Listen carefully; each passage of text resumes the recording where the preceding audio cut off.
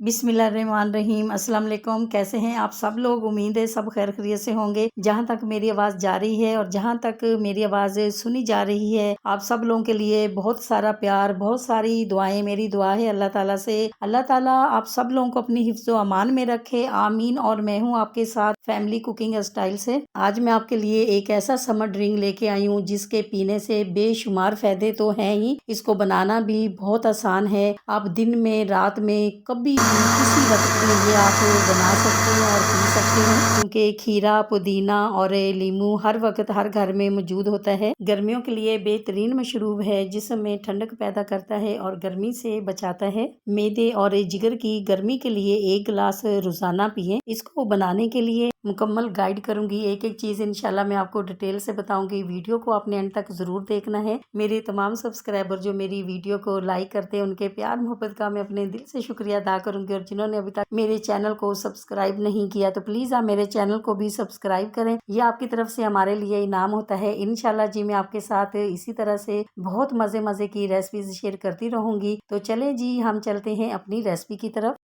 Recipe start करते हैं। यहाँ पर खीरा जो है हमने 3 अदद लिया है और इसको पतले पतले स्लाइस में हम काट लेंगे और इसका जो छिलका है वो हम बिल्कुल भी नहीं उतारेंगे। खीरे को काटते वक्त आप चेक जरूर कर लिया करें, क्योंकि खीरा जो होता है वो कड़वा भी निकल आता है। तो इस तरह से क्या होगा, जब जूस आप बनाएंगे तो आपकी सारी मेहनत जो है वो ज़ाया हो जाएगी। और जब भी आप अपने घर पे खीरे का जूस बनाएं तो आपने इस बात का बहुत ज्यादा ख्याल रखना है। आपने जितने गिलास जूस के बनाने हैं आपने उतने ही खीरे लेने हैं। मैंने आज 3 गिलास बनाने हैं तो इसीलिए मैंने 3 खीरे लिए हैं। खीरों की यहाँ पर हमने कटिंग कर ली है। तो अब हम क्या करेंगे, अब हम इनको ब्लेंडर जग में डालेंगे। खीरे का जूस है यानी कि हमारी सेहत का खजाना, आपने एक दफ़ा ज़रूर ट्राई करना है मेरी रेसिपी से। इंशाल्लाह जब आप अपने घर पे बनाएंगे तो खीरे का जूस आप जब पियेंगे इतना मज़ा आएगा आपको, इतना मज़ेदार ये बनता है कि इंशाल्लाह आप बार बार बनाना पसंद करेंगे। अब हम इसमें ऐड करेंगे 2 टेबलस्पून शहद। ये ऑप्शनल है, अगर आपका दिल है तो आप शहद ऐड करें, नहीं दिल चाहता तो आप नहीं करें। हाफ टी स्पून हम इसमें ऐड करेंगे काला नमक, जो बहुत ज़रूरी है। अब हम इसमें ऐड करेंगे लेमन जूस। लेमन जूस हम इसमें 2 टेबलस्पून ऐड करेंगे और 6 से 7 पत्ते हम पुदीने के भी हम इसमें ऐड करेंगे। अब हम इसमें ऐड करेंगे 1 लीटर ठंडा पानी। लेमन जूस की जगह आपने सिरका जो है वो ऐड नहीं करना। अक्सर अपने मैं खानों में बताती रहती हूँ कि अगर लेमन जूस नहीं हो तो आप सिरका ऐड कर सकते हैं, लेकिन इसमें आपने लेमन जूस ही ऐड करना है, उसी से ही फ्लेवर आएगा।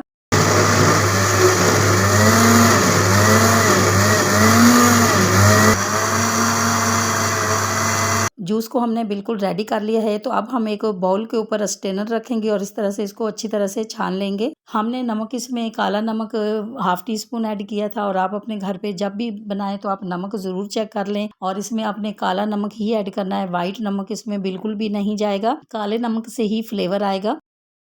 अब यहाँ पर जूस जो है वो बिल्कुल रेडी हो चुका है। तो इसको वापस हम जग में ऐड कर देंगे ताकि गिलासों में ऐड करने में हमें आसानी हो। अब बड़े बड़े रेस्टोरेंट वाले किस तरह से सर्विंग करते हैं वो भी अभी मैं आपको तरीका बताऊंगी, आपने वीडियो को बिल्कुल गौर से देखना है। अब यहाँ पर एक बाउल में हमने स्ट्रॉबेरी सिरप लिया है और एक प्लेट में हमने शुगर ली है। पहले हम गिलास को स्ट्रॉबेरी सिरप में डिप करेंगे और उसके बाद हम इस पे शुगर लगा देंगे। बस सादा सिंपल सा तरीका है, कोई मुश्किल नहीं है। जो भी काम हम करना चाहते हैं हम कर सकते हैं, कुछ भी मुश्किल नहीं होता है। और जब हमारे घर पे मेहमान आते हैं तो इस तरह के गिलासों में हम उनके आगे जूस सर्व करते हैं तो उनका दिल भी कितना खुश होगा कि ये कितने प्यार से इन लोगों ने हमारे लिए ये तैयार किए हैं।